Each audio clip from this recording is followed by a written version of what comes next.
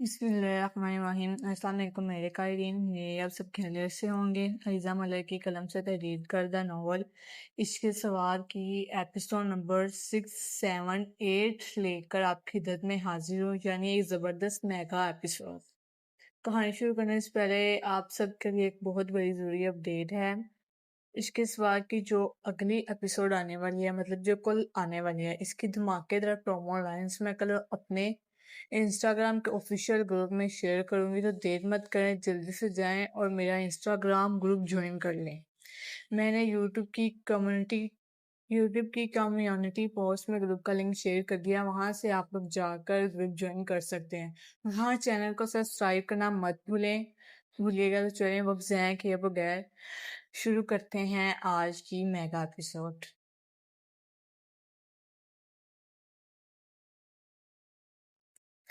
حویلی کا مرکزی ہال زارا کی بڑی بہن گلبانو کی مہندی کی خوشی میں پیلے اور نارنجی رنگ کے گوتا کنارے کے پردوں سے سجایا گیا تھا۔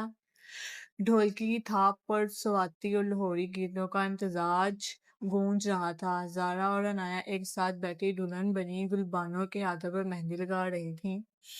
عنایا نے پیلے رنگ کا سادہ سا لباس پہنا ہوا تھا، بالوں میں گینڈھے چمیلی کے پھول اس کی سادگی کو چار چاند لگا رہے تھے۔ وہ ہنس رہی تھی، لیکن اس کا دل اب بھی شبیر خان کی اس سوگدار آواز پر دھڑک رہا تھا جو اس نے صبح دلان میں سنی تھی۔ ہال کے دوسرے کونے میں کھڑی پروشا حسد کی آگ میں جل رہی تھی۔ شبیر کا منگنی سے صاف انکار کرنا اس کے لیے ایک ایسا تماشا تھا جسے وہ بھول نہیں پا رہی تھی۔ اس نے نوٹ کیا کہ مردانہ حصے کے نیند کھلے دروازے سے شبیر کی گہری نظریں بار بار صرف عنایا پر ٹکی ہوئی ہیں۔ تم نے میرے شبیر کو مجھ سے دور کیا ہے نا، اب دیکھو میں تمہاری مصیبت کا جنازہ کیسے نکال۔ پلوشا نے اپنے دوپٹے کا پلو میں مکھی بھینچتے ہوئے زیر مسکراہٹ کے ساتھ سوچا۔ پلوشا ہال سے باہر نکلی اور حویلی کے پچھلے اندھیرے حصے کی طرف چل گئی، جہاں اس نے زرغون قبلے کے جہانگیر کے ایک آدمی کو پہلے سے منظوری کر رکھی تھی۔ جہانگیر پچھلے کئی دنوں سے حویلی کے چکر کاٹ رہا تھا، کیونکہ اس نے بازار میں عنایا کو دیکھا تھا اور اس کی گندی نظریں عنایا پر جمی ہوئی تھیں۔ پلوشا نے دیوار کی اور سے جہانگیر کے آدمی کو اشارہ کیا۔ شادی کے ہنگامے میں سب مصروف ہیں، میں اب سے 10 منٹ بعد اس حویلی کے پچھلے گودام کی طرف بھیجوں گی۔ ہمارا مالک جہانگیر تیار ہے، گاڑی پچھلی دروازے پر ہونی چاہیے۔ آدمی نے سر ہلایا اور اندھیرے میں غائب ہو گیا۔ پلوشا واپس ہال میں آئی اور اپنے چہرے پر ایک جھوٹی مسکراہٹ سجا کر عنایا کے پاس پہنچی۔ عنایا، پلوشا نے نہایت نرمی سے پکارا، جسے صبح کچھ ہوا ہی نہ ہو۔ وہ موڑے نے گلبانو کے لیے مزار کا مطابق دھاگا اور کچھ خاص سامان پچھلے گودام میں رکھا ہے۔ زارا تو دلہن کے ساتھ مصروف ہے، کیا تم جلدی سے جا کر وہ لے آؤ گی؟ نورے غصے کر رہی ہیں۔ معصوم عنایا پلوشا کی اس بدلی ہوئی نرمی کو سمجھ نہ سکی۔ اس نے سوچا شاید پلوشا صبح کی بات بھول کر دوستی کو ہاتھ پھیلا رہی ہے۔ جی پلوشا، میں اب لے آتی ہوں، عنایا نے مسکرا کر کہا اور ہال سے باہر نکل گئی۔ زارا دلہن کے پاس بیٹھی گانے گا رہی تھی۔ اسے بالکل نظر نہیں تھا کہ اس کی سب سے پیاری سہیلی کسی ہولناک دلدل کی طرف جا رہی ہے۔ عنایا جیسے ہی حویلی کے پچھلے حصے کے سنسان اور اندھیرے لکڑی کے گودام میں داخل ہوئی، وہاں عجیب سی خاموشی تھی۔ وہ سامان ڈھونڈنے کے لیے آگے بڑھی تھی کہ اچانک پیچھے سے کسی نے گودام کا بھاری دروازہ بند کر دیا۔ عنایا نے گھبرا کر مڑ کر دیکھا۔ اندھیرے میں سے جہانگیر اپنے 3 مسلح گنڈوں کے ساتھ نمودار ہوا۔ اس کے چہرے پر ایک وحشیانہ اور گندی مسکراہٹ تھی۔ کون ہو تم لوگ؟ عنایا کا گلا خشک ہو گیا، اس کے پاؤں تلے سے زمین نکل گئی۔ خاندان کی خاص مہمان، میں زرغون قبیلے کا جہانگیر ہوں، جہانگیر نے آگے بڑھ کر عنایا کے چہرے کے قریب اپنا ہاتھ لایا۔ تم جیسی لاہوری چڑیا سوار کس خان قلعے میں اچھی نہیں لگتی، چلو اب تم ہمارے بستر کی زینت بنو گی اور شبیر خان کا غرور مٹی میں ملے گا۔ عنایا نے پیچھے ہٹنے کی کوشش کی لیکن ایک گنڈے نے پیچھے سے اس کے دونوں ہاتھ جکڑ لیے۔ عنایا نے چیخنے کی کوشش کی، زارا، سردار صاحب بچاؤ مجھے۔ جہانگیر نے فوراً ایک کلوروفارم سے لٹپٹ رومال عنایا کے منہ پر رکھ دیا۔ عنایا نے چند سیکنڈز تڑپنے کی کوشش کی لیکن آہستہ آہستہ اس کی آنکھیں بند ہونے لگیں اور وہ بے ہوش ہو کر جہانگیر کی بازو میں جھول گئی۔ جہانگیر نے ہنستے ہوئے اسے اٹھایا اور پچھلے کھلے دروازے سے گاڑی میں ڈال کر اندھیرے پہاڑی رستوں کی طرف فرار ہو گیا۔ حویلی کے اندر شبیر خان کا دل اچانک کسی انجانے خوف سے زور سے دھڑکا۔ اس نے مردانہ حیثیت سے دوبارہ حال میں دیکھا لیکن وہاں پیلے لباس والی وہ لاہوری معصوم لڑکی اب موجود نہیں تھی۔ شبیر کے ماتھے پر بل پڑ گئے، اس کی چٹ حسی سے پکار رہی تھی، کچھ بہت غلط ہو چکا ہے۔ گلبانو کی مہندی کا حال اب بھی گیتوں اور ہنسی مذاق سے گونج رہا تھا لیکن شبیر خان کے دل کی بے چینی حد سے بڑھتی جا رہی تھی۔ اس کی نقابی نظریں مسلسل ہال کے اس خالی کونے پر جمی تھی جہاں کچھ دیر پہلے عنایا پیلے لباس میں لپٹی عنایا بیٹھی تھی۔ وہ حویلی کے برانڈے میں آیا اور زارا کو اشارہ کر کے باہر بلایا۔ زارا، تمہاری وہ لاہوری سہیلی کہاں ہے؟ وہ حال میں دکھائی نہیں دے رہی۔ شبیر نے اپنے روایتی سنجیدگی برقرار رکھنے کی کوشش کی مگر اس کی آواز کی گھبراہٹ کسی سے بھی چھپ نہ سکی۔ زارا نے حیرت سے ارد گرد دیکھا، وہ تو یہیں تھی۔ لالا، پلوشا کہہ رہی تھی کہ مورے نے اسے گودام سے کچھ سامان لانے بھیجا ہے۔ مورے نے شبیر کے ماتھے پر بل پڑے۔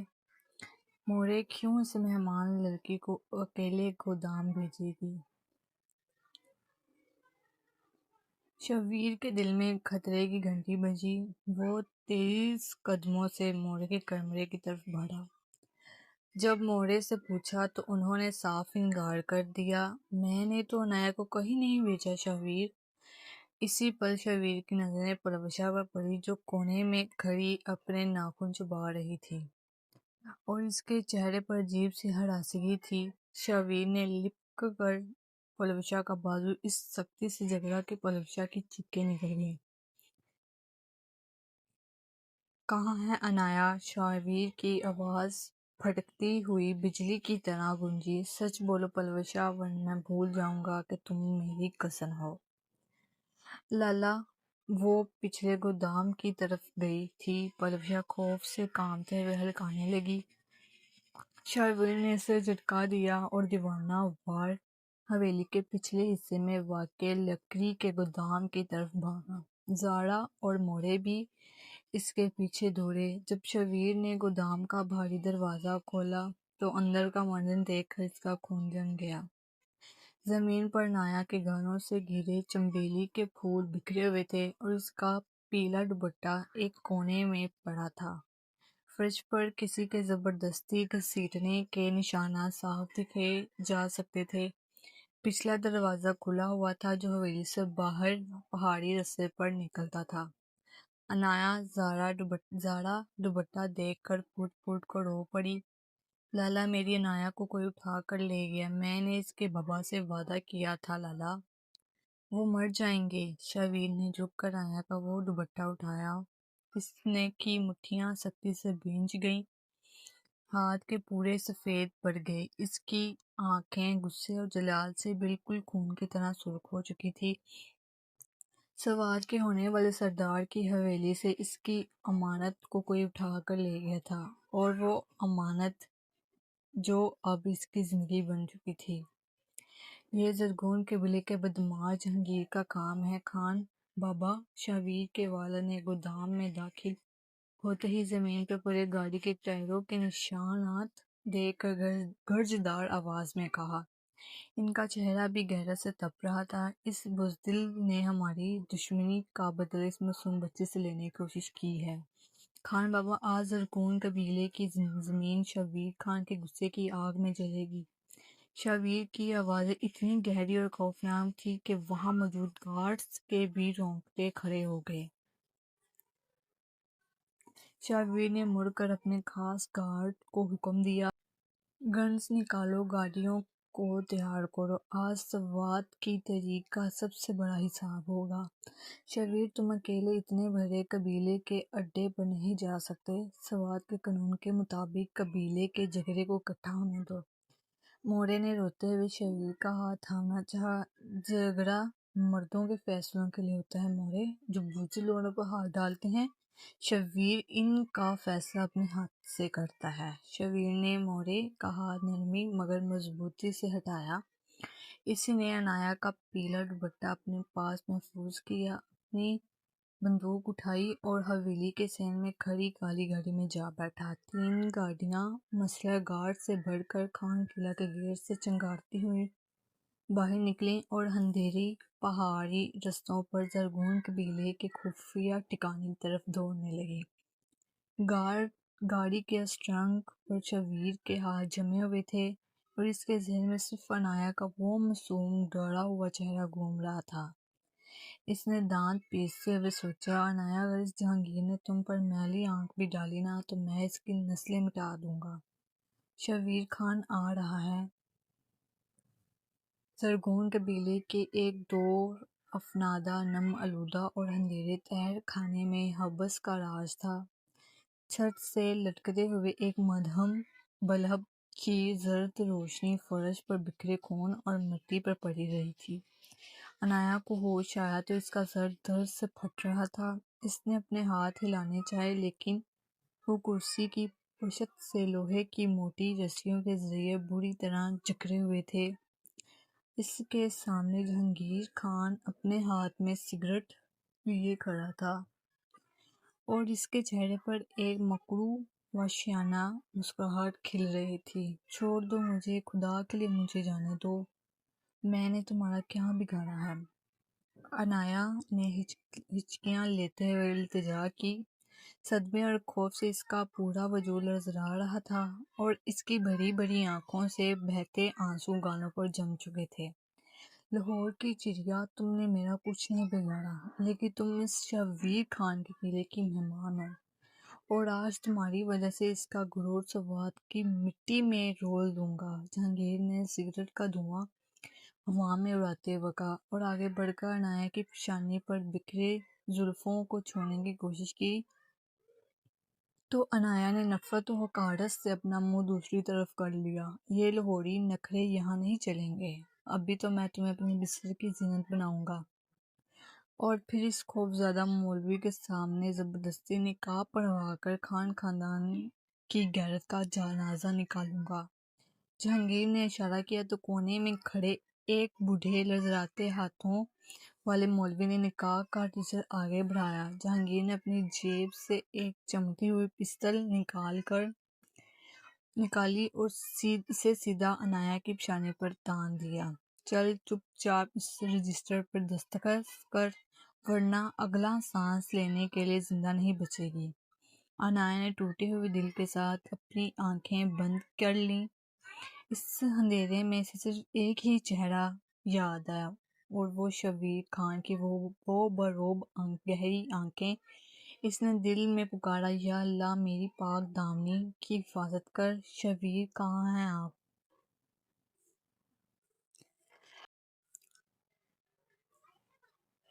یک کی ایک قیامت خیز دھماکے کے ساتھ تہہ خانے کا بھاری لوہے کا دروازہ اکھڑ کر دور جا گرا۔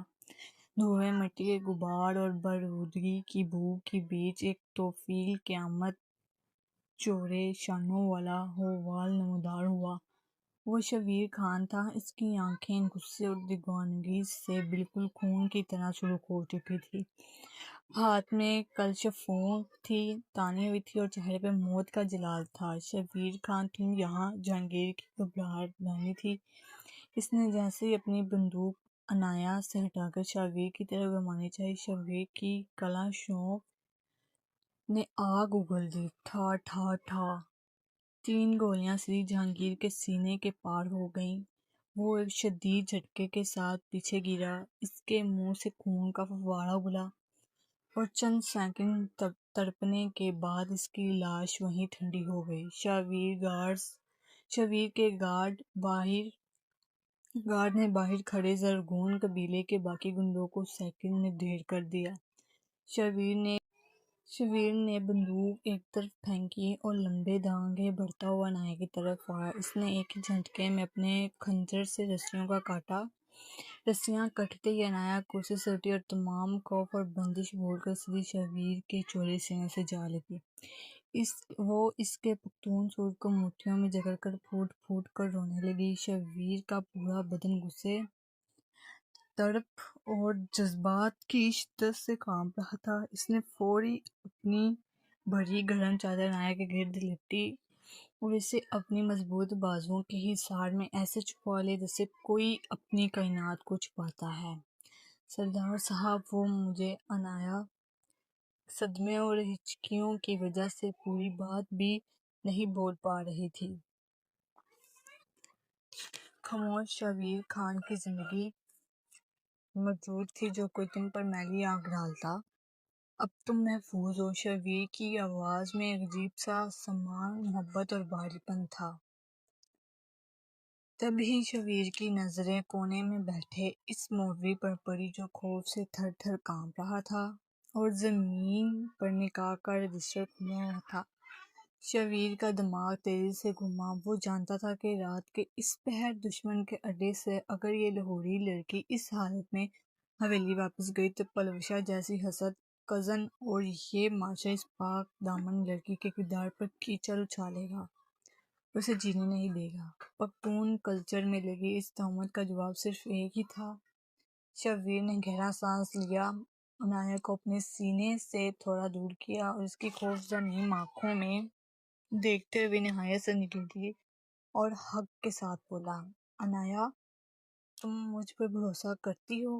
عنایا نے روتے ہوئے بغیر کچھ سوچے اس بات میں سر ہلا دیا۔ شبیر مڑا اور مولوی کے سامنے چٹان کی طرح جا کھڑا ہوا۔ مولوی صاحب، رجسٹر اٹھائیں، گواہ باہر موجود ہیں، میرا نکاح پڑھوائیں۔ آج سے اس وقت سے یہ لاہور کی عنایا سوات کے ہونے والے سردار شبیر خان کی شرعی اور قانونی بیوی ہے۔ عنایا نے صدمے اور حیرت کی انتہا سے شبیر کو دیکھا۔ اس کا دل اتنی زور سے دھڑک رہا تھا جیسے پسلیوں کو توڑ کر باہر توڑ دے گا۔ جس سردار سے عشق و غصے سے بھاگ رہی تھی، آج وہی سردار اس کے تحفظ، اس کی عزت اور اس کی زندگی کی سب سے بڑی ڈھال بن چکا تھا۔ گائز، آپ سب نے مجھے کمنٹ میں لازمی بتانا ہے کہ آپ کو ناول کیسا لگ رہا ہے